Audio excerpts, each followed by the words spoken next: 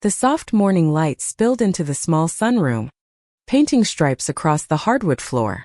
Outside, the misty peaks of the Blue Ridge Mountains stood like ancient, sleeping giants. The air smelled of pine and damp earth, a scent of peace I was still getting used to. I was unpacking the last box of books. My books, the ones that had traveled with me from another life. My fingers brushed against a small, worn spiral notebook tucked between a collection of poetry and an old gardening manual. I pulled it out. The cover was faded, the pages soft from handling.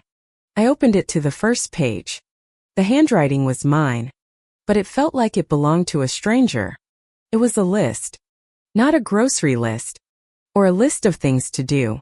It was a list of moments, of pains. A few lines stood out. They called me complicated. My gift was set aside. He talked about my house as if I were already gone. Faint, bittersweet ache resonated in my chest, a ghost of a feeling that no longer had power over me. I traced the words with my finger, then closed the notebook and placed it on the shelf. A relic. A reminder. A testament to a life that had ended 1 year earlier. On a bright Saturday in Columbus, Ohio. 1 year earlier. My world was much smaller. It was contained within the four walls of the house my husband John and I had bought 30 years ago. The house where we raised our son, Matthew. The house I'd lived in alone for the 19 years since John's car accident. It didn't smell of pine and mountains then. It smelled of lemon polish, old memories, and the constant, simmering pressure of being needed. My focus, in those final days leading up to the wedding, was a piece of delicate ivory tulle. It was Natalie's veil, my future daughter-in-law. My needle moved in and out of the fine lace, a tiny silver fish swimming through a sea of white. I was embroidering the edges with the smallest seed pearls, each one no bigger than a grain of sand. My back ached and my eyes, even with my strongest reading glasses, strained in the lamplight. But I didn't mind. I had been working on it for 2 months, stealing hours from the early morning and late night. It was a gift from the heart. I wanted her to feel beautiful, cherished. I wanted my son to see her walking down the aisle and know that she was wrapped in our family's love. My love. The phone rang, its sharp sound cutting through the quiet hum of the house. I knew who it was before I even looked. It was Matt. "Hey, Mom," he said. His voice rushed. He was always rushed these days. "Quick question. What was in that chicken pot pie you used to make?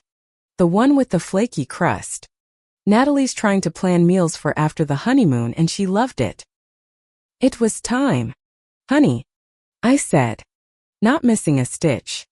"And a little bit of nutmeg in the cream sauce. That's the secret." "Thyme and nutmeg. Got it. Thanks, Mom. You're a lifesaver." He didn't ask how I was. He didn't ask about my day. He got what he needed and was ready to go. It was our usual rhythm. "Is everything else ready for Saturday?" I asked, trying to hold on to the connection for a moment longer. Yeah. Everything's under control. Natalie has spreadsheets for everything." He laughed. "Okay. Gotta run. Love you." "I love you too, dear." The line went dead. I set the phone down. A small, familiar pang in my chest. He was a good son. I knew he loved me. But sometimes, I felt less like his mother and more like his personal search engine for childhood memories and recipes. An hour later, the phone rang again. This time it was my sister-in-law, Rebecca, John's younger sister. Her tone was a mix of manufactured sweetness and underlying panic. "Helen, darling, how are you?" she began. I knew this opening. It was the preamble to a request. "I'm well, Rebecca. Just putting the finishing touches on Natalie's veil. How are you?" "Oh, I'm in such a bind." She sighed dramatically. "My regular babysitter just canceled, and I have a hair appointment I absolutely cannot miss. It's for the wedding. You know how important it is to look good in the photos." Is there any chance you could watch David and Julia for a few hours this afternoon? You're always so good with them. David was 16 and Julia was 14. They didn't need a babysitter. They needed a warden. I looked at the veil. At the final 6 inches of intricate pearl work that still needed to be done. I had planned to finish it today. I was hoping to finish this veil. Rebecca, I started, my voice hesitant. Oh, it won't take long. Just 3 hours. Max. Please. Helen. You'd be saving my life. Literally. The familiar weight of obligation settled on my shoulders. It was for the wedding. It was for family. When had I ever said no? All right. Rebecca. I sighed. Giving in. Bring them over. You're an angel. I owe you big time. She chirped. And I knew she would forget she'd ever said it by the time she picked them up. That was my life. A series of small, silent sacrifices stitched together like the pearls on Natalie's veil. Each one seemed insignificant on its own. But together, they formed the very fabric of my existence. I was the reliable one. The one who always said yes. The one who put everyone else's needs before her own. I thought that was what love was. The morning of the wedding arrived. Perfect. Cloudless Ohio sky. I laid out my best dress. A simple navy blue sheath I had saved up for over 3 months of my seamstress pension. It was elegant. Understated. I wanted to look like a mother of the groom should, proud, happy, and quietly supportive. I packed my small clutch, making sure the gift was tucked safely inside a set of luxurious, hand-embroidered towels I'd spent another small fortune on. I wanted them to start their life together surrounded by beautiful things. I was arranging my hair when my neighbor, Sharon, called. Her voice frantic. Helen, you won't believe this. The main water line on our street just burst. Water is everywhere. They've shut down Floral Avenue completely. The traffic is a nightmare. Nothing's getting through. I looked at the kitchen clock. It was 1:20. The ceremony started at 2. My heart leaped into my throat. The venue, Spring Valley Hall, was on the other side of town. A trip that normally took 30 minutes. How long has it been like this? I asked, trying to keep the panic out of my voice. 2 hours. At least. It's a total mess. My mind raced. My car was blocked in. A taxi would never make it through the gridlock. I think Sharon hung up and grabbed my purse. There was no other choice. I put on my heels, the sensible, low ones, but still tight and unforgiving, and started walking. My journey to my son's wedding felt like an epic trial. I walked 10 blocks in those pinching shoes to get to a main bus line, the sun beating down on my navy blue dress. The first bus was packed and slow, crawling through rerouted traffic. I got off and transferred to a second, then a third. Each leg of the journey filled with the frantic prayer repeating in my mind. Please, let me make it in time. Please, don't let me miss it. My feet were screaming. A blister was forming on my right heel. My carefully styled hair was starting to wilt in the humidity. But I kept going. I was a mother on a mission. Nothing was going to stop me from seeing my only son get married. When I finally stepped off the last bus, I still had another 10 blocks to walk. I ran. Not a graceful jog, but a clumsy, determined shuffle in my tight dress and painful shoes. I finally saw the elegant sign for Spring Valley Hall, my breath coming in short. Sharp gasps. My chest burned. I checked my watch. It was 2:55. I was late. Terribly, unforgivably late. But surely, they would have waited. Surely, Matt would not have started without his mother. I hobbled toward the grand entrance, my heart pounding with a mixture of exhaustion and dread. As I rounded the corner of the building, I saw guests spilling out from a side chapel onto a large stone patio.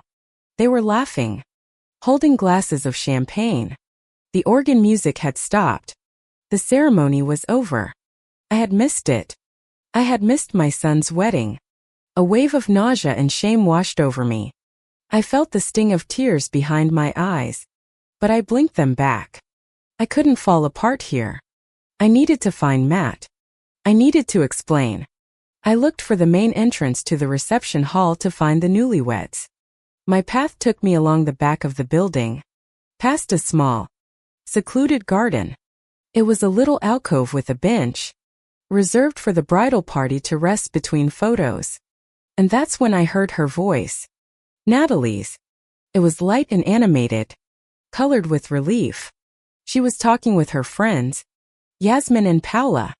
"I'm so glad she missed the ceremony," Natalie said, followed by a light laugh. "You know how she always gets, going on about her struggles. There's always some sad story to tell. It's exhausting pretending to care about every little problem she has." The three of them giggled. Yasmin sighed and added, "Mothers-in-law are complicated, aren't they? It's probably for the best she just showed up now. At least she didn't ruin the harmony of the party." The world tilted on its axis. The manicured flowers in the garden blurred into a swirl of meaningless color. The cheerful sounds of the cocktail party faded into a dull roar in my ears. Me, Helen Miller, the woman who worked extra weekends at the tailor shop to help pay for their wedding flowers.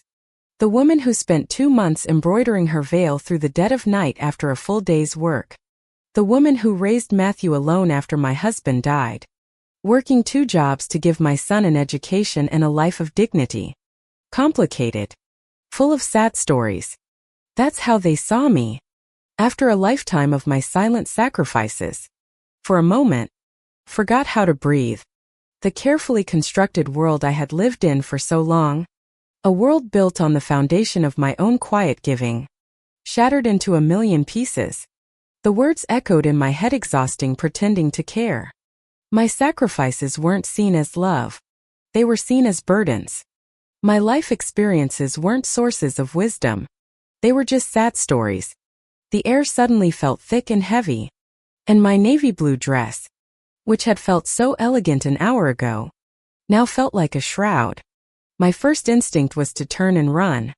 To flee back into the anonymous city streets and disappear. To go home and let the grief swallow me whole. But then, a different feeling surfaced. It was a cold, sharp clarity I hadn't felt in years. It was the quiet, steely resolve of a woman who had survived far worse than cruel words. I had buried a husband. I had worked until my fingers were raw to keep a roof over my son's head. I would not be undone by the careless cruelty of a 26-year-old girl in a white dress. I took a deep, shuddering breath, pulling myself together with the same invisible threads I used to mend torn seams. I smoothed down my dress, straightened my shoulders, and composed my face into a mask of serene neutrality. With a quiet grace I didn't know I possessed, I walked out of the shadows of the garden and into the bright, laughing crowd. I would enter that hall with a discreet smile, greeting everyone as if I had arrived exactly when I had planned. No one noticed my hands trembling as I clutched my small purse, the one holding the gift I had saved so carefully to buy. No one saw the storm raging behind my eyes. For the first time, I wasn't just looking at my family. I was observing them. My eyes were finally open to the subtle details, the fleeting expressions, the coded language I had always ignored out of love. I saw my sister-in-law, Rebecca, holding court near the bar. She was proudly introducing her son Wallace's new girlfriend to a group of friends, her voice animated as she talked about the couple's upcoming trip to Italy. But when a distant cousin tried to bring me into the conversation, asking about my journey to the wedding, Rebecca's demeanor changed. She became brisk, evasive. "Oh, Helen had a bit of a travel issue. But she's here now," she said dismissively, before quickly changing the subject. A few minutes later, when I tried to approach her group, she cut me off with a practiced smile. "Oh, excuse me," she said, touching my arm lightly. "I just need to go speak with the caterer about the drinks." It was always her go-to escape line, an excuse to move away. My nieces, Bruna and Julia, greeted me with the obligatory air kisses, their cheeks never actually touching mine. There was no genuine warmth, just polite performance. "Aunt Helen, what a lovely dress," Bruna said, her eyes already scanning the room for her friends. "Oh, excuse me. Camila is calling me over there. I'll be right back to chat." She never came back.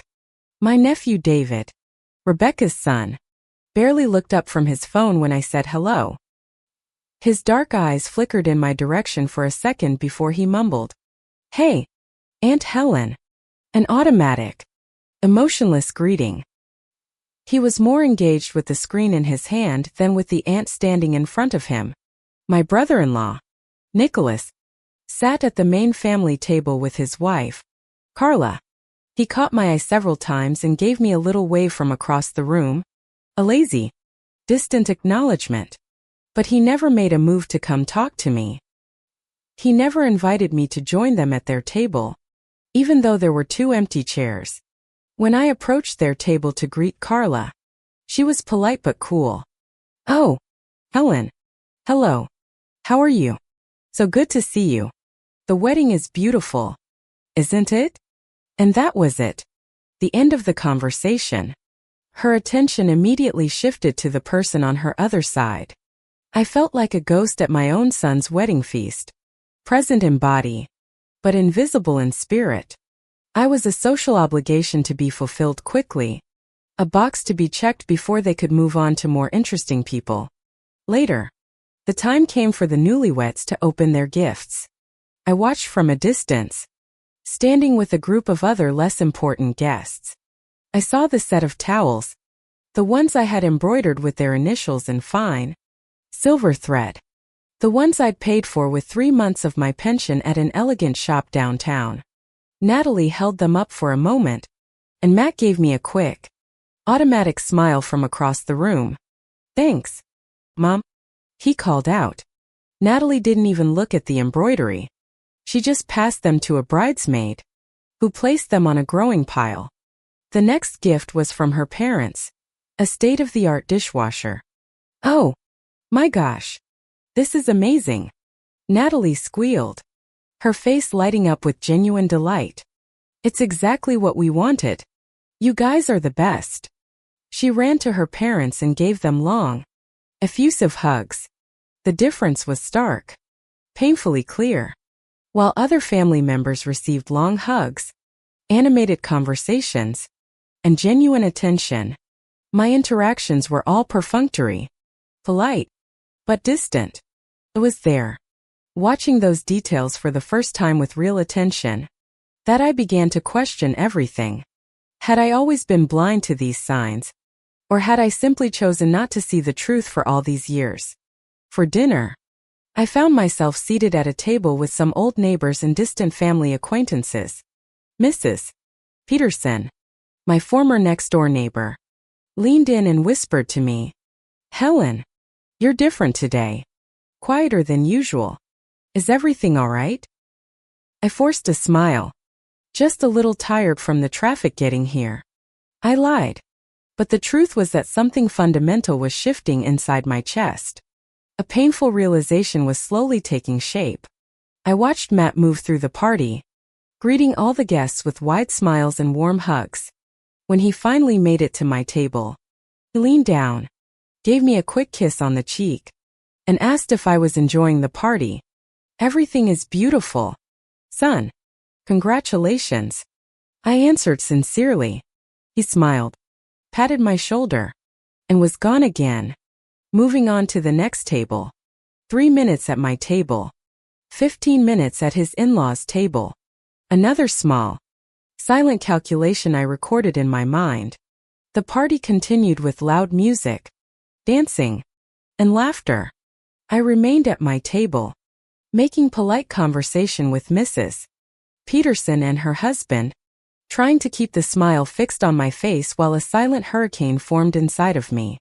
I saw my family having fun, but always in circles that I wasn't naturally a part of.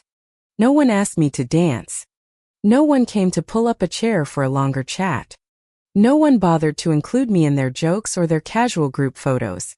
When it was time for the bouquet toss, I stood with the other guests out of social obligation, but I didn't participate in the playful scramble for the flowers. Natalie aimed the bouquet directly at her group of unmarried friends, who shrieked and pushed each other good-naturedly. I clapped politely along with everyone else, but I felt like I was watching other people's lives through a thick pane of glass. Around 10 o'clock, as the party started to wind down and some guests began to leave, I decided it was time for me to go. I found Matt near the bar, chatting with his friends Bruno and Wallace.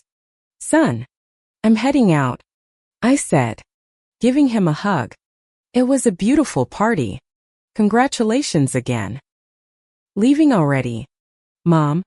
he asked, but his tone was more polite than genuinely eager for me to stay. "You don't want to stay a little longer?" "I'm a little tired, dear, and you should enjoy the rest of the party with your friends," I replied, trying to make it easy for him. He looked relieved. "Okay, Mom, thanks for coming. You made everything look so beautiful with your flowers." Yet, the flowers, I had almost forgotten. On top of the financial help and the hand-embroidered veil, I had also arranged all the flowers for the altar. I knew a supplier who gave me a special price. Favor I had called in. I had spent an entire day conditioning the roses and arranging the baby's breath. He mentioned it as an afterthought. I went to find Natalie to say my goodbyes. She was taking selfies with her friends near the dessert table. "Natalie, dear, I'm leaving now," I said, leaning in for a hug. "Congratulations. You looked stunning." "Oh, thanks, Helen. I'm glad you could make it," she replied, giving me a quick, cool hug. "Helen, not Mom. With affection. Not Mrs. Miller. With respect. Just Helen." A way of keeping me at arm's length, of placing me in the category of a distant relative. I walked toward the exit, carrying my small purse and a heart heavy with painful discoveries. At the reception desk, I nodded to a few acquaintances who were also leaving and called a taxi. During the 20-minute ride home, I stared out the window at the passing city lights, trying to process everything I had observed that night. When I got home, I took off my pinching shoes, hung my navy blue dress in the closet, and sat down in the kitchen with a cup of tea. My house, which for 30 years had been the natural gathering place for the family for Sunday dinners, birthdays, and holidays, felt unnervingly silent. I looked at the large dining room table, always set and ready to receive guests, and realized it had been months since anyone from the family had come to visit me without a specific need. I walked through the rooms of my house, observing every detail with new eyes. The guest room, which I always kept immaculate for family emergencies. The living room, always tidy for visitors.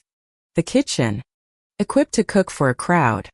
Everything was prepared for a family who, as I discovered tonight, saw me as complicated and full of sad stories. I sat down in the armchair where John used to read the newspaper before the accident. For the first time, I allowed the tears to come, not just for the fresh pain of the evening, but for all the signs I had chosen to ignore for years. The memories began to arrange themselves in my mind like pieces of a painful puzzle. I remembered selling my wedding ring to help with the down payment on Matt and Natalie's first condo 2 years ago, and how she had complained that the neighborhood was too simple for her taste. "Helen, don't you know of anything closer to downtown? This neighborhood is kind of far from everything," she had said, unaware of the sacrifice I had made to help them.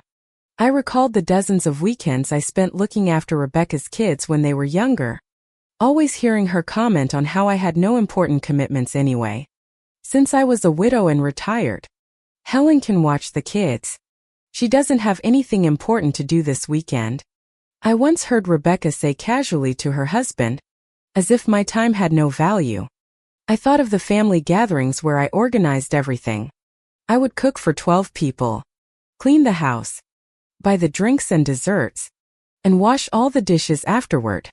Meanwhile, the younger daughters-in-law would just show up to eat and then leave, always with ready-made excuses. Oh, Helen, we'd love to help, but we still have to stop by my mother's house today. Or, wow, what a shame. We brought the kids and they're so tired. We can't stay too long. My late father-in-law, Richard, used to say, Helen, you have a heart too big for this family. Be careful you don't get lost in all your giving. Now, in the silent early hours after the wedding, I finally understood the wise warning he had tried to give me for years. I had gotten lost. I had become so useful, so necessary, that I had become completely invisible. 3 in the morning. Still sitting in the kitchen with my third cup of tea, I took out a pen and a piece of paper and started writing a list. Not a list of grievances or accusations, but a list of concrete facts I had observed over the years, facts I was finally seeing with clarity, situations that make me question my place in the family. I wrote at the top of the page. Item 1. When I helped financially with the wedding, no one thanked me publicly. Item 2. When I arrived late because of a traffic problem beyond my control, I overheard comments about me being complicated. Item 3. During the party, I was treated with polite protocol, never with genuine affection. Item 4. My gift was ignored, while others were celebrated effusively. The list grew until it filled 2 sheets of paper. They were small details that, in isolation, could be dismissed as coincidence or misunderstanding. But together, they formed a clear and painful pattern. I was tolerated, not loved. I was useful when convenient, and ignored when unnecessary. I was treated as a family obligation, not as a cherished person. When the sun began to peek through the kitchen window, I had a certainty that shook me to my core. This hadn't just been a bad night. It had been the moment I finally saw a reality that had existed for years. A reality I had refused to accept out of fear of loneliness and abandonment. I stood up from the table, put the list in a kitchen drawer, and went to take a shower. I needed time to process everything and decide what to do with these painful discoveries. One thing was certain. I could no longer pretend I didn't know how my family truly saw me. The question was, what was I going to do with this devastating truth I had just uncovered about myself? The 5 days following the wedding passed in a dense, quiet fog. I woke up that first Monday morning with a strange stillness in my chest. It wasn't pure sadness, but a complex mixture of disillusionment and clarity that I had never experienced before. I made my coffee, as I always did, but when I sat at the kitchen table, I looked at the empty chair where John used to sit and whispered, "My love, I think you were right. I gave too much. I just never imagined I was this invisible to them." During that first week, I started paying real attention to the details that used to slide past me unnoticed. My phone, which normally rang several times a week with requests for help, advice, or last-minute invitations, remained silent. There was no, "Hey Mom, how was your Sunday?" from Matt. No, "Aunt Helen, can you take a look at these bills for me?" from one of my nephews. No call from Rebecca asking if I could pick something up for her. The silence wasn't a coincidence. It was a painful confirmation that my value to the family was directly tied to what I could offer, not to who I was. I spent Tuesday and Wednesday walking through my house, looking at each room with different eyes. The dining room, always ready to host guests who only came when they needed something. The guest room, kept pristine for family emergencies that were never about caring, only about convenience. On Thursday, I decided to conduct a painful but necessary experiment. I called Matt at the time I knew he'd be leaving work. "Hi, son. How are you?" I asked, using my usual warm tone. "Hey, Mom. Everything's good," he said, the sound of traffic in the background. "I'm a bit rushed right now. Heading out to meet some friends. Do you need something?" The question struck me like a bolt of lightning. Do you need something? His first thought wasn't to connect, but to tria, to see if my call required an action from him. "No, son. I was just calling to see how you and Natalie are settling in after the wedding, I said, testing to see if he would show any interest in a longer conversation. Oh, everything's great, Mom. Natalie's busy organizing all the new stuff in the apartment. We're doing just fine. Listen, I've really got to go. Call me if you need anything. Okay. And he hung up, clearly anxious to end the call. I stood there holding the silent phone for a few minutes, a profound loneliness settling in my chest. My own son, the boy I had raised alone for 19 years after John died, treated conversations with me like inconvenient interruptions in his life. When he was a teenager, sad or worried, I was the first person he sought out. Now, at 27, I was clearly the last person he wanted to spend time talking to. On Friday, I tried calling Rebecca to suggest lunch over the weekend. Hi, Rebecca. How are you? I was thinking of making that lasagna you all love on Sunday. How about you come over for lunch? Her response was polite but cool. Oh, Helen. What a shame. This weekend is already so busy. The kids have activities, and Bruno just wants to relax at home. Let's do it another time. Okay. I hung up the phone and felt a dull ache in my stomach. She didn't suggest an alternative date. When someone truly wants to see you, they offer another day. When someone is just being polite, they use the phrase, "Let's do it another time," and never mention it again. That's exactly what Rebecca had done. She had dismissed me politely, with no real interest in making a future plan. During that lonely weekend, I began to do something I had avoided for years. I revisited old memories with brutal honesty. I sat in the living room with a box of old photographs and started to analyze not just the images, but the contexts I remembered from each moment. I saw photos from birthday parties where I always appeared in the background, serving cake, arranging the table, or cleaning something up, never relaxed and enjoying the party as a guest. I found a photo from my niece Bruna's 15th birthday party, 3 years ago. I had worked a full day at the shop and rushed home to bake 2 cakes from scratch, 1 chocolate, 1 strawberry because I knew she loved both. In the photo, I'm in the background, adjusting napkins on the table, while Rebecca is in the center, hugging Bruna and posing for the camera. The birthday girl wasn't even looking in my direction. I remembered that on that specific day, when I arrived with the cakes, Rebecca had commented casually, "Oh, good, Helen. I was starting to worry you'd forgotten." I was getting nervous about dessert. There was no thank you for the effort, no acknowledgement of the care, just relief that I had fulfilled my expected function of providing the dessert. I kept sifting through the photos and found images from last Christmas, 8 months ago. I appeared in several pictures organizing things, arranging presents under the tree, carrying platters from the kitchen, collecting dirty plates. In not a single photo was I simply sitting down, relaxing, or chatting casually with someone. I was always in motion, always serving, always fixing something for others. That Sunday afternoon, I took out a pen and paper again and started a different kind of list. This time, it was a list of specific situations where I had given far more than I should have and received no real recognition or reciprocity. The first memory that came to mind was from 2 years ago, when my nephew Leonardo was going through financial difficulties after the company he worked for shut down. He came to visit me on a Thursday night, a rare event, as my nephews almost never visited without a specific reason. "Aunt Helen, can I talk to you about something?" he asked, visibly nervous. We sat in the living room, and he explained that he was 3 months behind on his rent and his landlord was threatening to evict him and his wife, Carolina. "I don't have anyone else to ask, Auntie. My parents can't afford it, and Carolina's parents are struggling too." My heart ached seeing his desperation. The next day, I went to the bank and withdrew $2,000 from my savings account money I had been saving to replace the old refrigerator in my kitchen.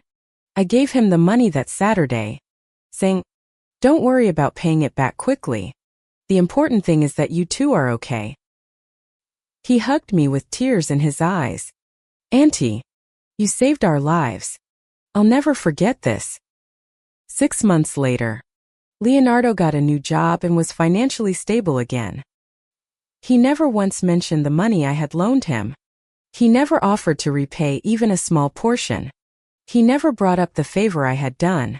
At subsequent family gatherings, he treated me with the same polite, cool distance as always, as if that moment of desperation and the help I offered had never existed. I wrote this story down on my list, and I felt a mixture of sadness and anger growing in my chest. It wasn't anger about the money itself. I had offered help from the heart, without expecting immediate repayment. It was anger at being completely forgotten and discarded as soon as my usefulness had ended. It was as if I were a pharmacy, useful during an emergency, forgotten when the person got better. The second situation I recorded on the list happened last year. My sister-in-law, Rebecca, needed to travel to care for her mother, who had broken her arm. She called me on a Sunday morning, clearly desperate. "Helen, Mom fell at home and broke her arm. I need to travel to stay with her for a few days, but I can't take David and Julia because they have school. Can you stay with them at my house? Just for 1 week." I canceled my personal plans. I had a doctor's appointment scheduled and a visit to my cousin Sylvia and spent 7 days looking after my niece and nephew at Rebecca's house. I woke up at 6 in the morning to make breakfast, drove them to school, picked them up in the afternoon, helped with homework, cooked dinner, and managed the household routine. They were 2 teenagers, 14 and 16 years old. It was not a simple job. During that week, I noticed revealing details about how Rebecca's children saw me.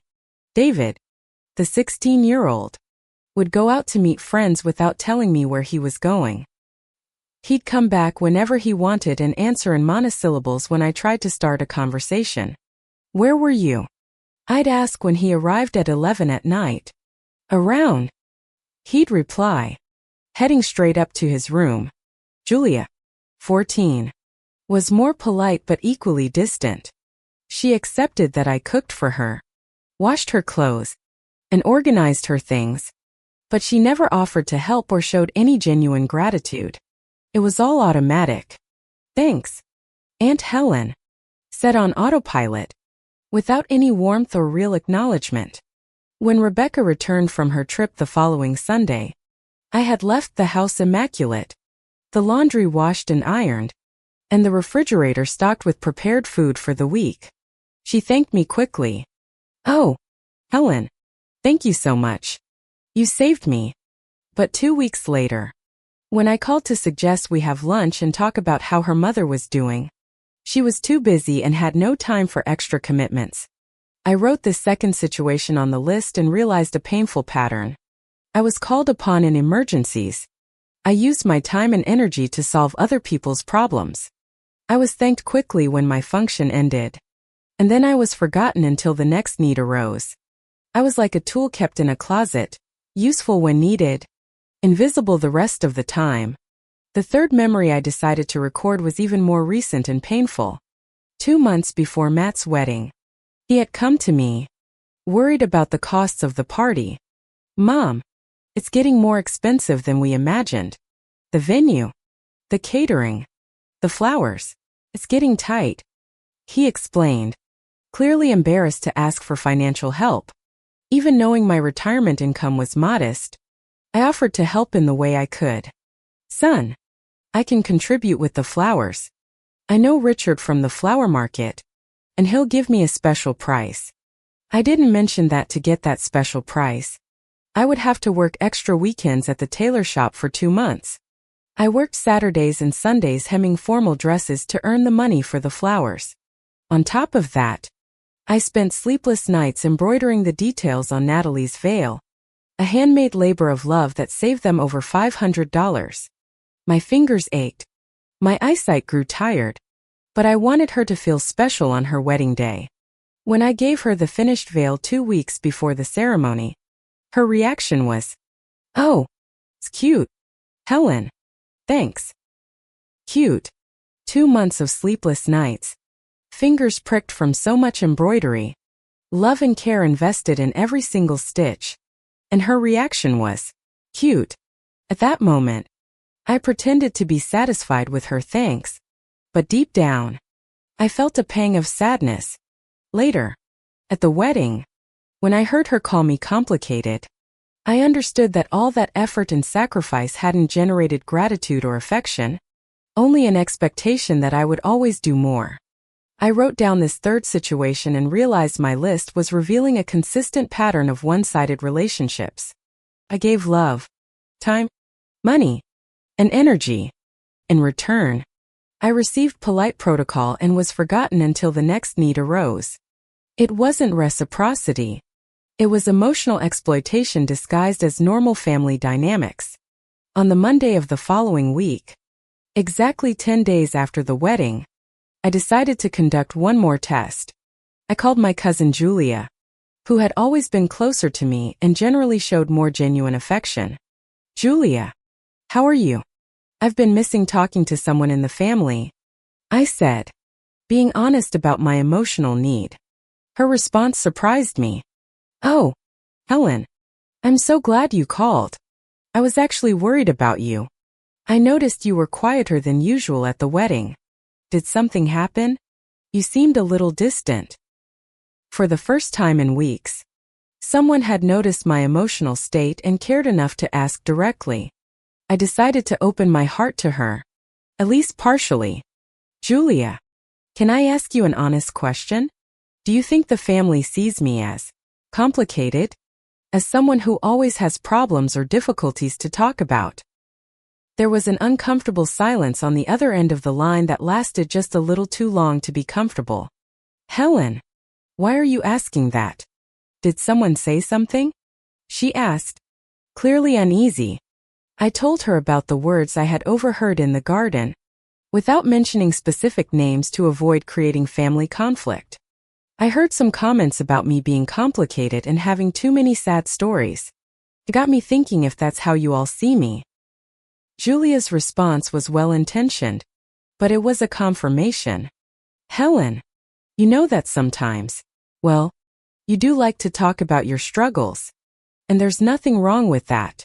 Everyone has a right to express themselves. Maybe some people are just less patient, but it doesn't mean they don't love you.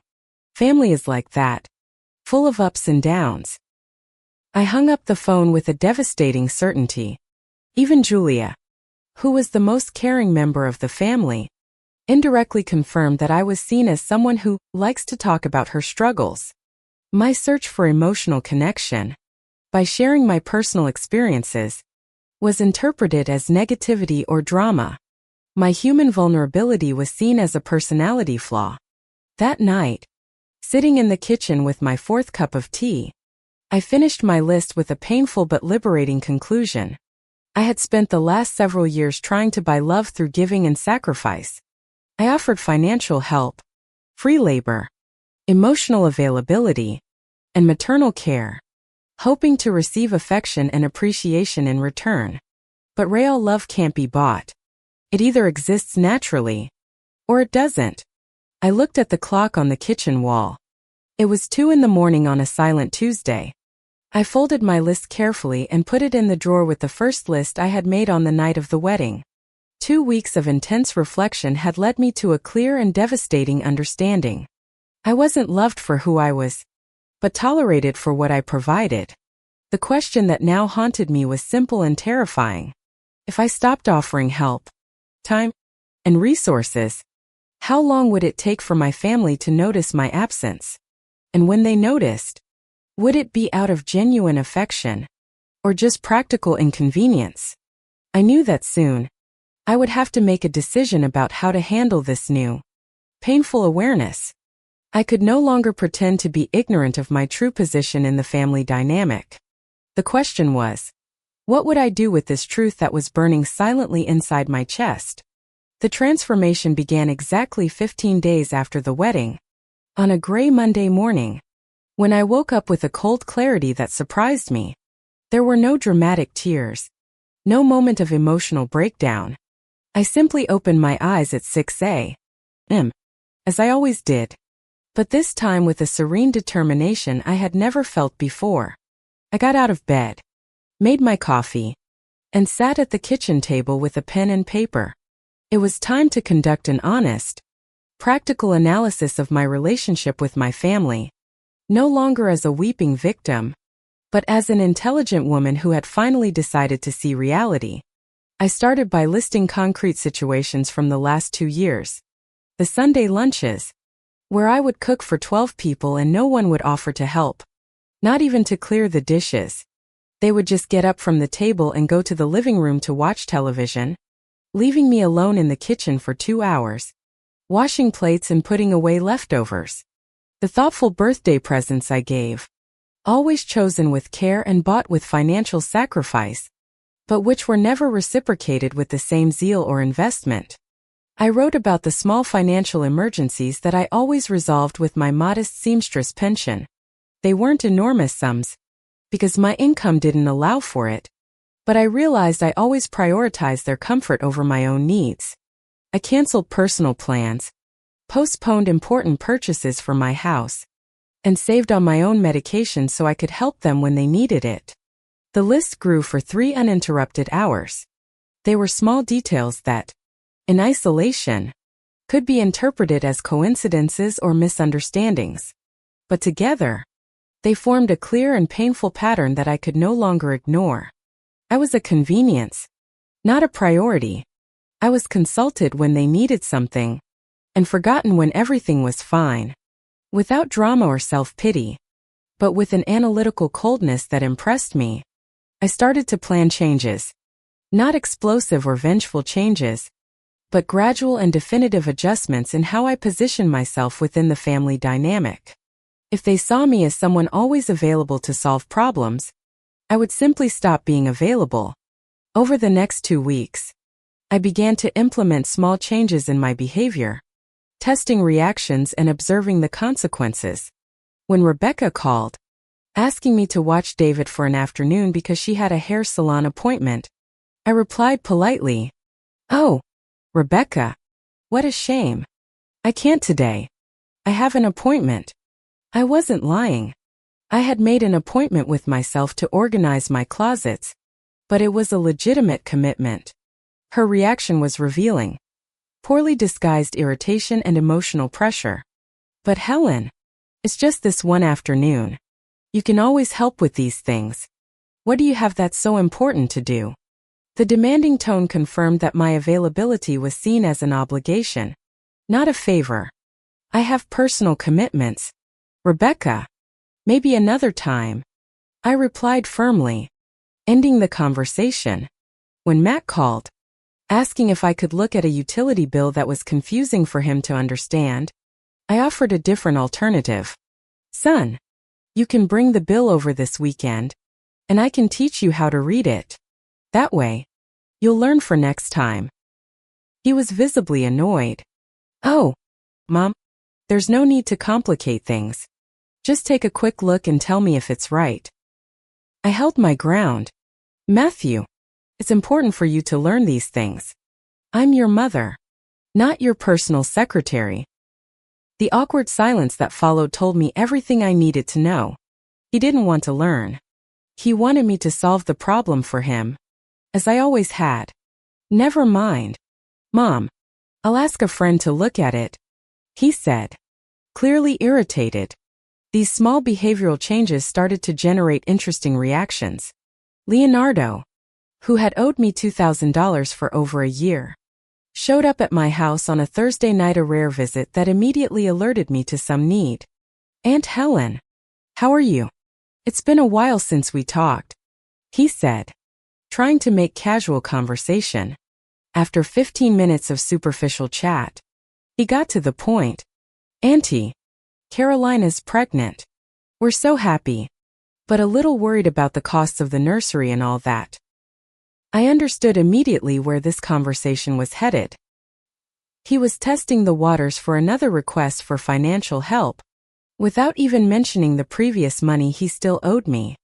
I responded with genuine affection, but with firmness. "That's wonderful news, Leonardo. Congratulations to you both. I'm sure you'll organize yourselves financially to welcome the baby." And that was it. I didn't offer additional help. I didn't open the door for requests. I just expressed joy at the news and confidence in their ability to handle their own affairs.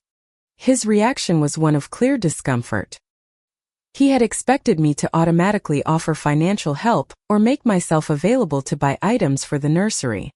When that didn't happen, he tried a more direct approach. "Yeah, Auntie, it's going to be a period of a lot of expenses. Babies are expensive, right?" I kept my smile and replied, "Of course, but you're young and hardworking.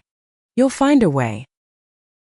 He left my house visibly frustrated, without getting what he came for. More importantly, he left without once mentioning the money he owed me.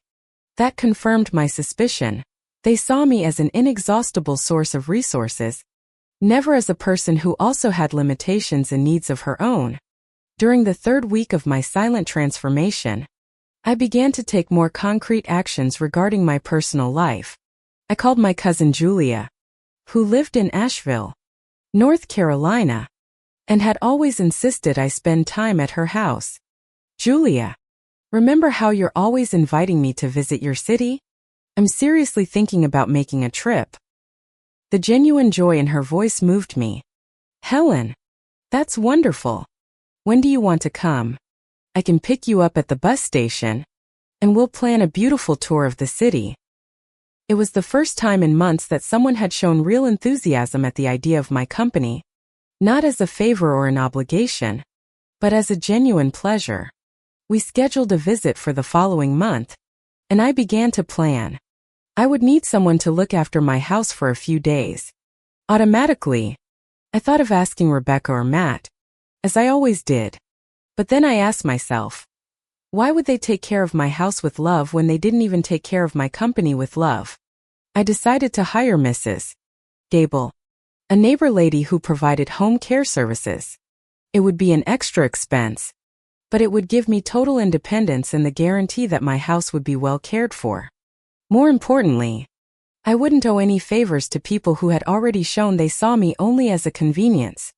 While organizing this trip, I began to sort through my belongings gradually. It wasn't a definitive move yet, but a necessary reorganization. I opened drawers I hadn't touched in years and found forgotten treasures. Affectionate letters I had written to family members, but for which I had never received similar replies.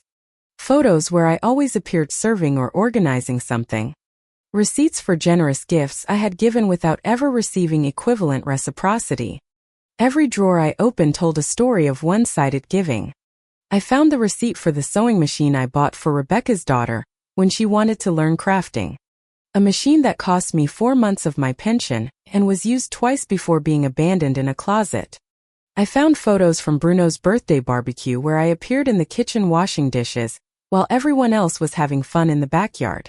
I discovered a folder with all the deposit slips I had made over the years to help with small family emergencies.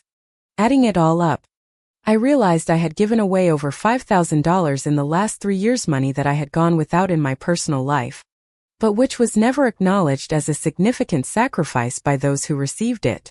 The most painful moment of this reorganization happened when I found a box of gifts I had bought over the years but never given. They were items I had seen in stores and thought, this would be perfect for Matt. Or Rebecca would love this. I would buy them with affection and save them for special occasions that never came, or when they did. My gifts were received with polite protocol. Looking at that box of ungiven gifts, I understood symbolically what had happened to me. I was always prepared to give more love than I received, always willing to invest more in the relationship than the other person. It was an imbalance that left me constantly anxious and dissatisfied, always waiting for a reciprocity that never came. On the 4th week after the wedding, the event that crystallized my final decision occurred. Matt showed up at the house on a Friday night, accompanied by his friend Bruno. They weren't there to visit me, but to pick up some tools he had left in the garage when he lived with me. They didn't even come inside for coffee or a social chat. I watched from the kitchen window as they rummaged through the garage. I overheard Bruno comment casually, "Man, your mom has a really nice house for just one person, right? Must be expensive to maintain alone. Big lot. Spacious house." Matt replied without hesitation, "Yeah, but she's used to living here. When she's no longer around, we'll have to figure out what to do with this place." Those words chilled me to the bone. When she's no longer around, they weren't referring to me moving to a smaller, more suitable place for my age. They were referring to my death. My own son was casually discussing with a friend what to do with my house when I died, while I was alive and healthy at 67 years old. The coldness of that conversation showed me something devastating. I wasn't seen as a person with the right to make decisions about my own life. I was seen as the temporary occupant of a property that was already being mentally divided among heirs. My existence was seen as a temporary obstacle to future plans that did not include me. That night, after they left without even a proper goodbye, I sat at the kitchen table and wrote a letter. Not a letter of accusations or grievances, but a letter of respectful and definitive farewell. "Dear family," I began. "After much reflection on our dynamic, I realize you are right. It's time for me to find my own space without interfering in your lives." I wrote for 2 hours, choosing each word carefully. I didn't mention specific hurts because I didn't want to create family drama. I didn't make direct accusations because I didn't need to justify my decision to people who had already shown they did not value my presence. I simply informed them of my decision to move out permanently and give them the privacy they clearly desired. "The house will be under the care of Mr. Davis until I decide on the next steps. Please respect my need for distance at this time. I wish genuine happiness for each of you. With love, Helen." I finished the letter at 2 in the morning and left it on the kitchen table, along with the house keys arranged on a small tray. In the early hours of Saturday morning, I called a taxi to take me to the bus station. 2 small suitcases were all I needed to bring. I had learned that happiness doesn't take up much physical space. I left the house clean and organized, as I always did, but this time for my own satisfaction, not to please anyone else. During the 3-hour bus ride to Asheville, I felt a complex mixture of sadness and relief I had never experienced before. Sadness for the end of a family cycle that had lasted decades. Relief for finally making a decision based exclusively on what I needed for my emotional well-being, not on what others expected of me. Looking out the bus window, the landscape slowly changing, I whispered a silent prayer. "John, my love, I think I've finally learned the lesson you tried to teach me. I can't love people who see me as a convenience. It's time to love myself, with the same intensity one have always loved others." When the bus pulled into the Asheville station, and I saw my cousin Julia waiting for me with a genuine smile of joy, I knew I had made the right decision. For the first time in years, someone was truly happy to see me, not because they needed something, but simply because they enjoyed my company. It was the beginning of my new life, built on a different foundation. Self-respect instead of sacrifice. Reciprocity instead of one-sided giving. Inner peace instead of external approval. At 67, I was finally learning the difference between loving and being emotionally exploited. The reactions to my departure began on the second day, channeled through Mr. Davis, exactly as I had planned. My cousin Julia welcomed me to Asheville with a genuine warmth I hadn't experienced in years. "Helen, what a joy to have you here," she said, wrapping me in a tight hug. "I've prepared the guest room with a view of the mountains, and I've already planned some beautiful outings for us." For the first time in decades, someone was organizing things with my pleasure in mind, not based on what I could do to make their life easier. During those first few days in Julia's cozy home, I established a simple but satisfying routine. I woke up without an alarm, had coffee on the porch watching the sunrise over the mountains, and walked through the city's tree-lined streets without having to rush back to solve anyone's problems. It was a freedom I had forgotten existed, the right to live my own time and my own pace. On the third day, Mr. Davis called with the first report of my family's reactions. "Mrs. Miller, your son Matthew was in my office this morning." He was more confused than genuinely concerned. He informed me with his calm, professional voice.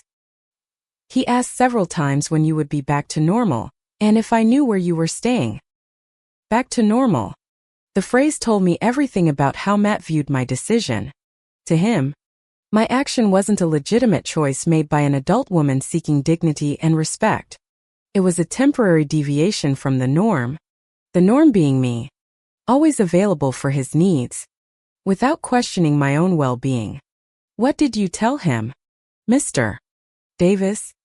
I asked, curious about how my son would react to the reality of not having information about my whereabouts. "I explained that you were safe and in good company, but that you had requested complete privacy for an indefinite period."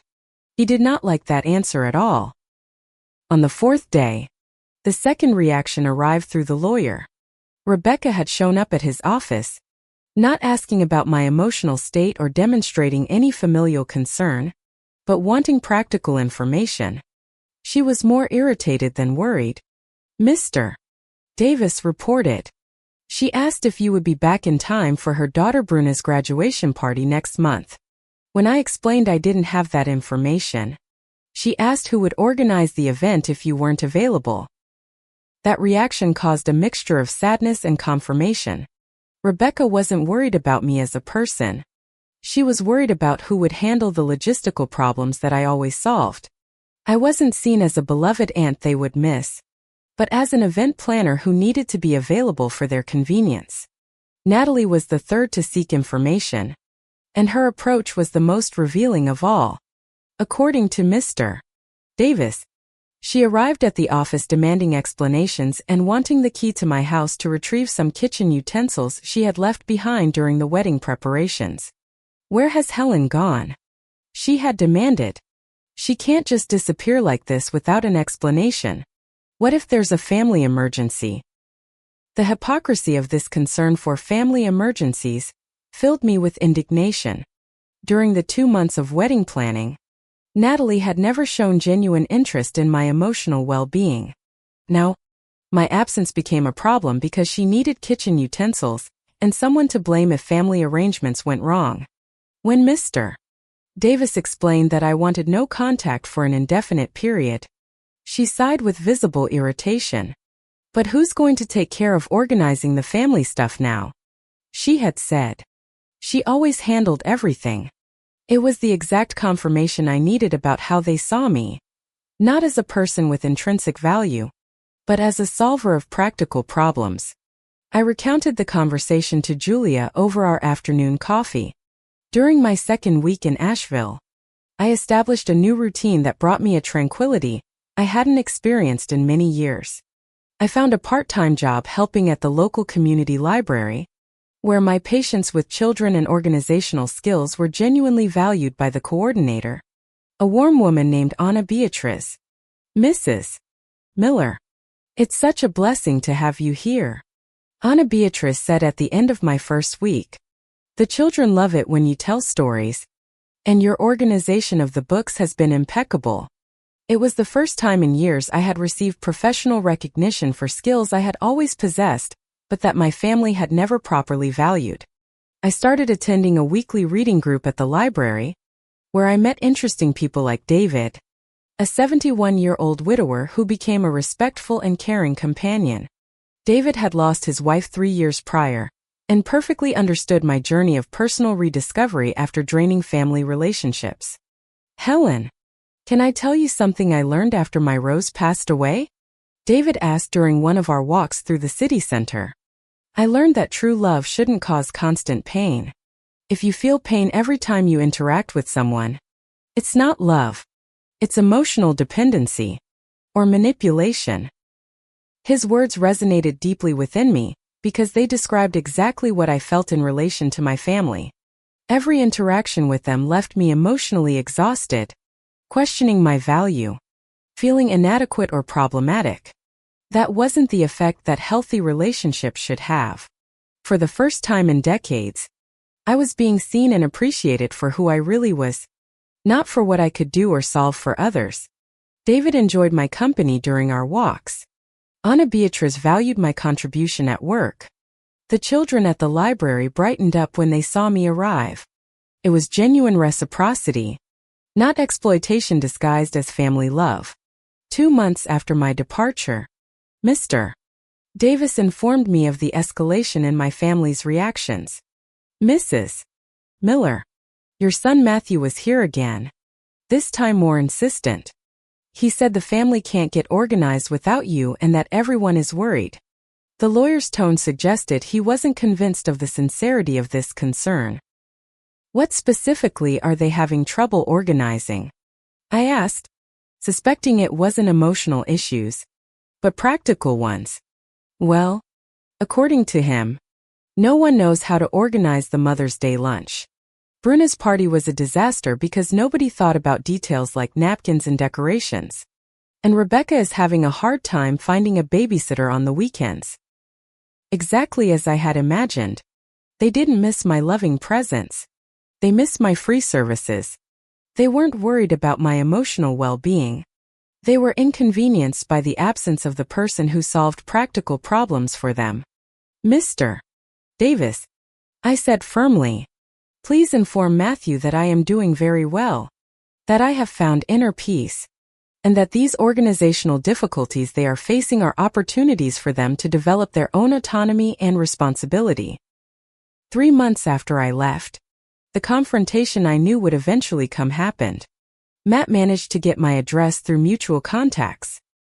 He probably pressured some acquaintance until he found out where I was staying. On a Thursday afternoon, he showed up at Julia's house unannounced, clearly determined to convince me to return. Julia called me at the library where I was working. Helen, your son is here. Do you want me to say you're not in?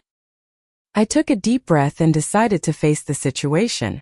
It was time to have a definitive conversation about the new boundaries of our relationship. I found Matt sitting in Julia's living room, visibly agitated and impatient. When he saw me, he stood up immediately. Mom, what is all this? You need to stop this drama and come home. The family doesn't work right without you organizing things. His first words confirmed all my suspicions. He didn't ask how I was feeling. He didn't show any interest in my emotional well-being. He didn't acknowledge that I might have legitimate reasons for my decision. He simply demanded that I return to fulfilling my organizational function within the family. Matthew, I replied with a calmness that surprised me. Sit down. Let's talk like adults. He settled into the armchair, clearly expecting me to explain my difficult phase, and promised to go back to normal. Son, for 67 years of my life, I have always put the family's needs before my own. Now, I am learning to take care of myself. But Mom, you're our mother. It's natural for you to take care of the family. He protested, failing to understand that taking care of the family shouldn't mean erasing my own individuality. I need you to come back. Natalie is stressed out because she doesn't know how to organize things around the house. Aunt Rebecca keeps calling, asking who's going to make Sunday lunch. And why doesn't Natalie learn to organize her own house? Why doesn't Rebecca make her own Sunday lunches? I asked, putting my finger on the real wound. Why do all of you need me to solve problems that independent adults should be able to solve on their own? His expression shifted from frustration to something close to panic. Mom, you're talking as if you don't want to be our family anymore. That was the central issue he couldn't grasp. I wanted to be family, but I no longer wanted to be the unpaid house manager disguised as a matriarch. Matthew, do you remember when you were 15 and you were sad because the girl you liked didn't call you back? I asked, trying an approach he might understand. Remember I told you that true love shouldn't be constant suffering? That healthy relationships should bring joy, not pain.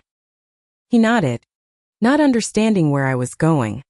Son, for years, my interaction with this family has caused me more pain than joy.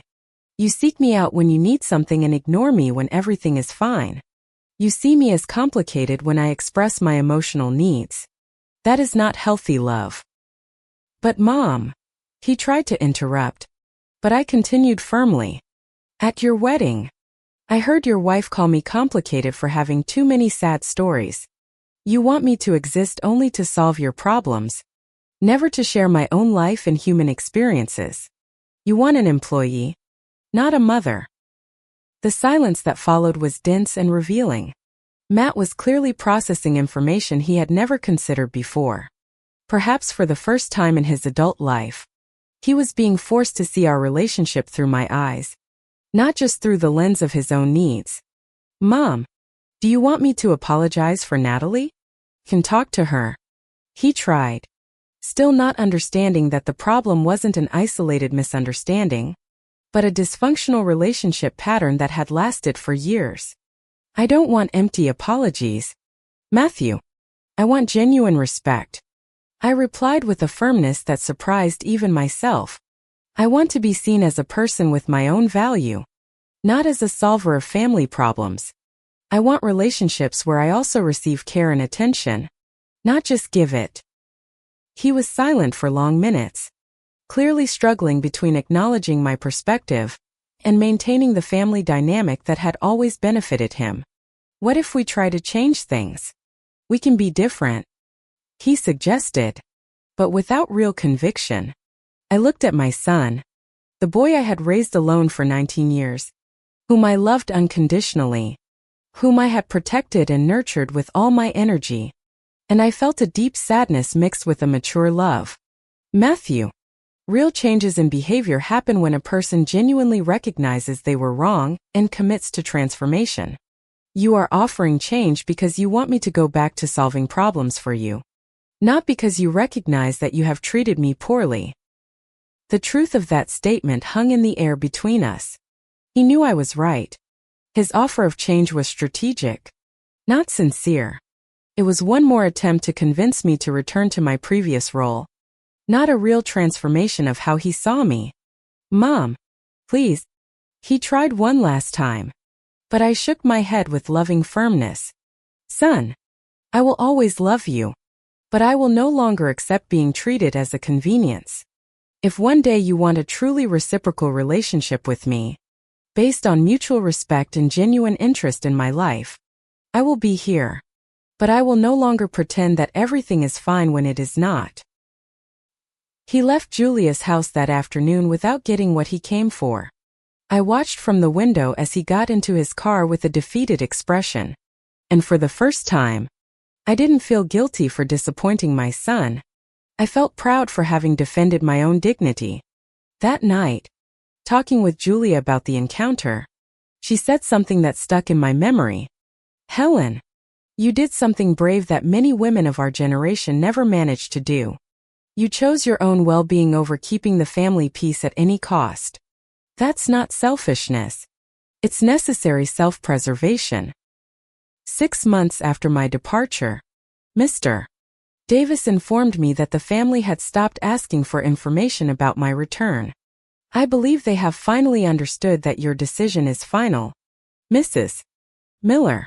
Their acceptance came not from understanding or remorse, but from practical resignation to the reality that I would not be returning to my previous role. The last piece of information I received about them came through a mutual acquaintance I ran into in town. I learned that Matt and Natalie were facing basic difficulties with household organization, discovering late in the game how complicated it was to manage a home without someone always available to handle the details. Rebecca had hired a weekend babysitter, paying for services I had provided for free for years. Most importantly, I learned that my house remained closed and well cared for under Mr. Davis's supervision, awaiting my decision about its future. It was my guarantee of security and independence, the concrete symbol that I did not depend on family approval to have a place in the world.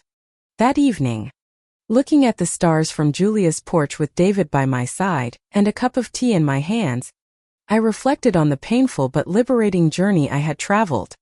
I learned that true love should not require self-annihilation, that a healthy family should nurture all its members, not just exploit some for the benefit of others. For the first time in decades, no one expected more from me than I was willing to offer freely. It was a freedom that had come late in life, but it brought an inner peace I never knew was possible to achieve. The love I felt for my family still existed, but it was now tempered with healthy boundaries and self-respect. It was a more mature, less desperate love, one that didn't need external approval to stay alive in my heart. A full year passed since my permanent move to Asheville, and news about the family arrived sporadically, through Mr. Davis or mutual acquaintances from back home. I learned that Matt and Natalie had faced serious difficulties with domestic organization during the first few months without my constant presence. They discovered belatedly that I was the one who remembered important birthdays for the extended family, coordinated family gatherings on holidays, and maintained social harmony through small gestures they had never noticed while I was doing them. Mr. Davis told me that Natalie had contacted him 3 times during the first 6 months, always asking when Mrs. Miller would be back to normal. The last time, she was visibly frustrated. "Doctor, the family is just so disorganized without her. No one remembers to buy gifts for the cousins' birthdays anymore. No one coordinates Sunday lunches. Everyone is kind of lost." Her choice of words revealed so much about how I was seen, not as a person they missed out of affection, but as an organizational system that kept the family logistics running. My absence created practical inconvenience, not an emotional void. It was the exact confirmation I needed about the nature of our relationships. Rebecca had to learn to take full responsibility for her own children on weekends, discovering firsthand how exhausting it was to be a mother without a grandmother always available for emergencies. According to the information I received, she had hired a regular babysitter and was now paying for services that I had provided for free for years. The monthly cost of that babysitter was more than my entire retirement pension. Only then did she begin to grasp the real economic value of what I had offered for free. The house where I had lived for 3 decades remained closed and quiet, with Mr. Davis handling only the basic legal maintenance while I calmly decided its future. Sometimes I thought about selling it and investing the money in my new life, but for now, I preferred to keep it as a guarantee of security and a symbol of my financial independence. My brother-in-law, Nicholas, had apparently commented to curious neighbors that he never expected Helen to be so stubborn about her decision. He still didn't fully comprehend that my attitude wasn't impulsive or temporary. It was a mature and necessary decision for my emotional preservation. Like many men of his generation, he interpreted my firmness as stubbornness rather than recognizing it as legitimate self-respect. During the second half of my first year in Asheville, I received a piece of information from Mr. Davis that brought on complex feelings. Leonardo, my nephew who had owed me $2,000 for over 2 years, had finally paid off the debt. Not to me directly, but by depositing the amount into an account the lawyer had opened specifically for this purpose. He came to the office looking embarrassed. Mr. Davis reported. He said it took him a while to pay it back because he didn't know how to contact you, but that his conscience wouldn't leave him in peace.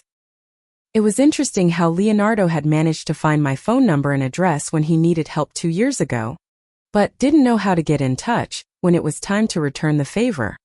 The late payment brought neither satisfaction nor anger, just a melancholic confirmation that my absence had forced some family members to face responsibilities they had always passed on to me. It was a painful but necessary growth for everyone involved. My new life in Asheville had become surprisingly rich in personal satisfaction and genuine relationships. The job at the community library evolved into an assistant coordinator position, where the children affectionately called me Grandma Helen of the stories. It was a title I had earned through genuine affection, not family obligation. Anna Beatriz, the head coordinator, became a true friend who valued my life experience and organizational skills.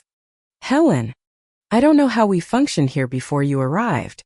You brought a loving organization that makes all the difference in the atmosphere," she said during my annual review. It was professional recognition based on competence and dedication, not social convention. On my free afternoons, I maintained a simple but deeply satisfying routine. I would walk through the municipal park with David, who had become a constant and respectful companion. Our friendship evolved naturally into a mature companionship. There was no romantic rush, no pressure for definitions, just the joy of two mature people enjoying interesting conversations and comfortable silences. "Helen," David said during one of our walks along the Araucaria Trail, "can I confess something to you? After my rose died, I thought I would never again feel pleasure in someone's company. You showed me that it's possible to find a new connection without trying to replace what was lost." His words moved me because they expressed exactly what I felt. We weren't trying to recreate past relationships, but to build something new and specific to who we were now. On weekends, I helped my cousin Julia with her gardening projects, discovering a talent for plants I never had time to explore when I was constantly living for the needs of others. Together, we transformed her backyard into a small themed garden, with beds of medicinal herbs, flowers for every season, and a space for reading outdoors. "Helen, you have a green thumb for plants," Julia would comment as we admired the sunflowers we had planted at the beginning of autumn. "I think you always had this gift, but you never had the time to discover it." It was true. For decades, I had taken care of everyone else's needs around me, but I had never had the time to discover my own aptitudes and personal interests. When new people in town asked about my family of origin, I would simply reply, "I have an adult son and several nieces and nephews, but we have each followed our own path in life." I felt no need for detailed explanations or justifications for the distance. It was just a definitively closed chapter of my personal story, without bitterness or excessive nostalgia. During the quiet evenings on Julia's porch, I developed the habit of writing in a small notebook, not a dramatic diary, but simple reflections on the day, observations about the garden plants, thoughts on the books I was reading. It was a way of processing my personal transformation and recording discoveries about who I was when I wasn't defined by the family roles I had carried for decades. One of those nights, I wrote something that surprised me with its clarity. "I have discovered that I can love my family from a distance, without allowing them to hurt me up close. True love sometimes requires geographical boundaries to remain healthy." It was a painful but liberating wisdom that I had never considered possible before. At the end of the first year, I received information through Mr. Davis that Matt was trying to better understand my decision, and would very much like a face-to-face conversation to clear up any misunderstandings. I read the message carefully. I reflected calmly for a few days on the possibility of a rapprochement, and came to a serene conclusion. I asked Mr. Davis to convey that I was well, and that there were no misunderstandings to be cleared up, only a mature decision that needed to be respected. It was neither revenge nor stubbornness. It was conscious self-preservation based on the real experience of how our relationships functioned in practice. If someday he wants to build a genuinely new relationship with me, based on mutual respect and real interest in my life as an independent person, I would be open to dialogue. I added in the message, "But I have no interest in returning to the old patterns where I existed primarily to solve other people's problems." Mr. Davis informed me that Matt received the message with a thoughtful expression but did not insist further. It was progress. He was finally beginning to accept that my decision was not a temporary whim but a permanent life change. During my second year in Asheville, I established personal traditions that brought me genuine joy. Every Sunday morning, I prepared a special coffee and read on the porch, with no rush to go anywhere or solve anyone's problems. It was a simple luxury I couldn't afford when my schedule was always subordinated to family emergencies. I organized a weekly reading group at the library, specifically for people over 60, where we discuss books we chose collectively. "Helen, you have a special way of making everyone feel heard in these discussions," commented Mrs. Eleanor, a regular participant. It was a skill I had always had, but which was rarely recognized or valued in the family context. I also began to do volunteer work at the local hospital, visiting elderly patients who did not receive regular family visits. Ironically, I was offering to strangers the kind of caring company that my own family had rejected.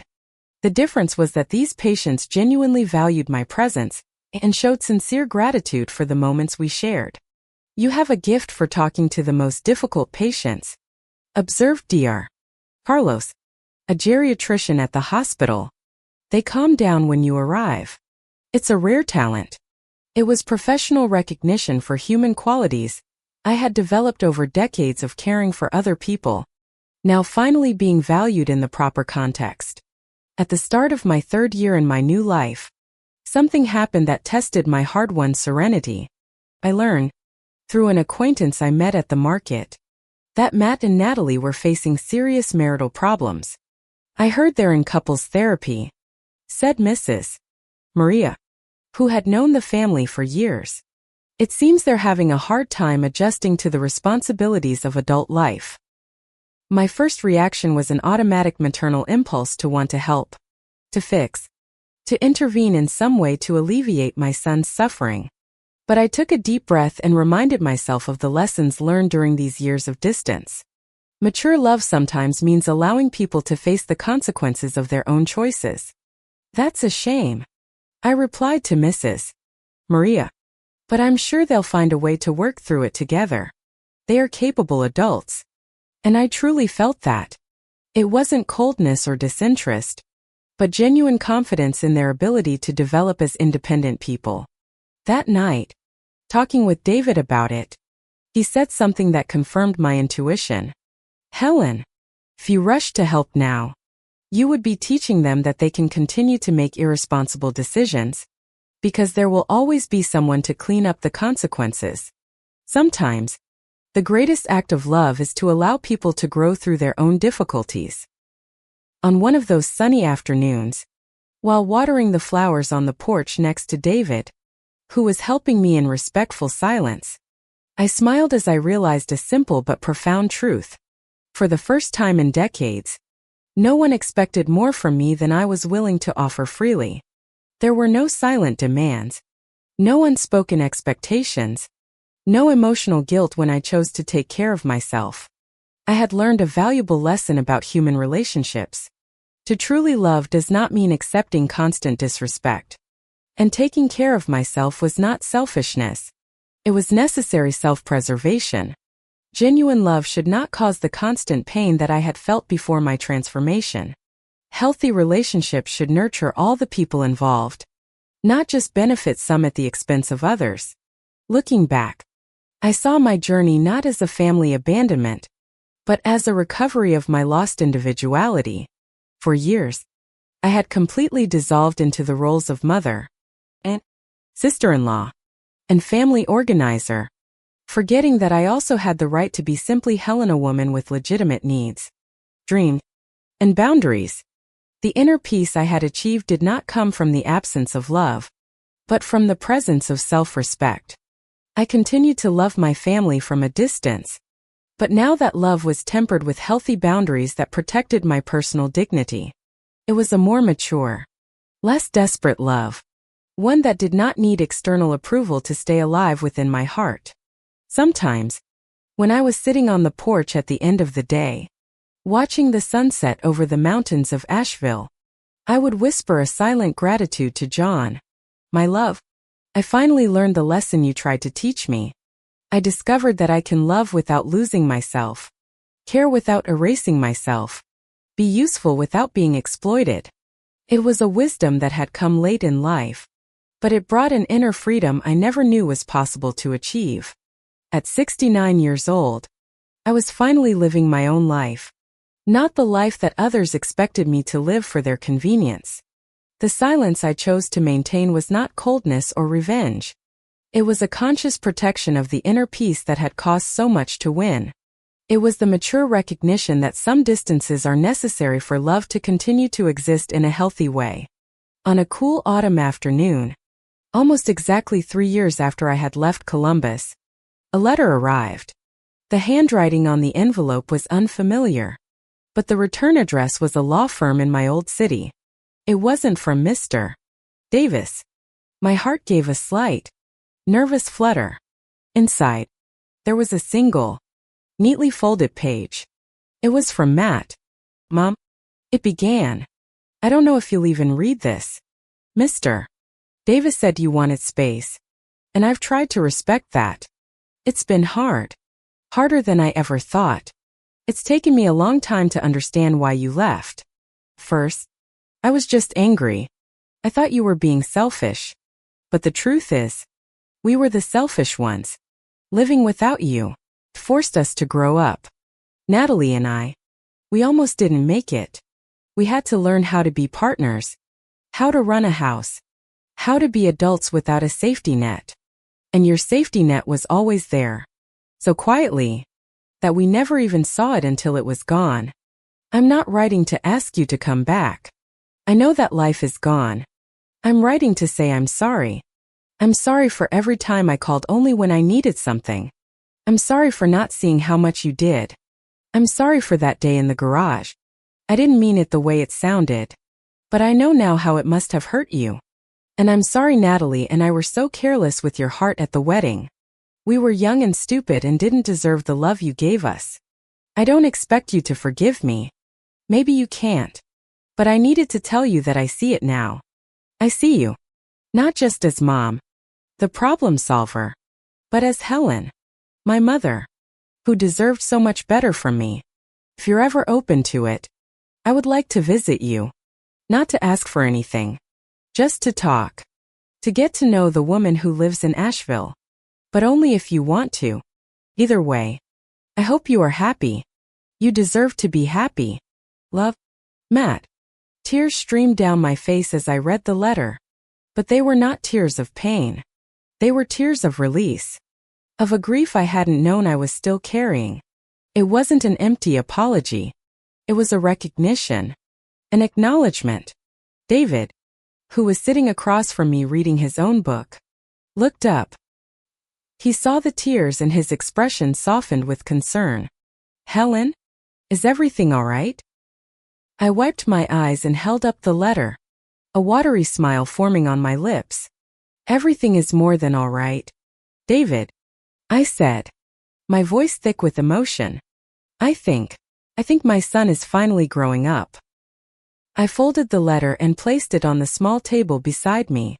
I didn't know if I was ready for a visit just yet. The wounds were old and deep. But for the first time, a small, hopeful door had opened.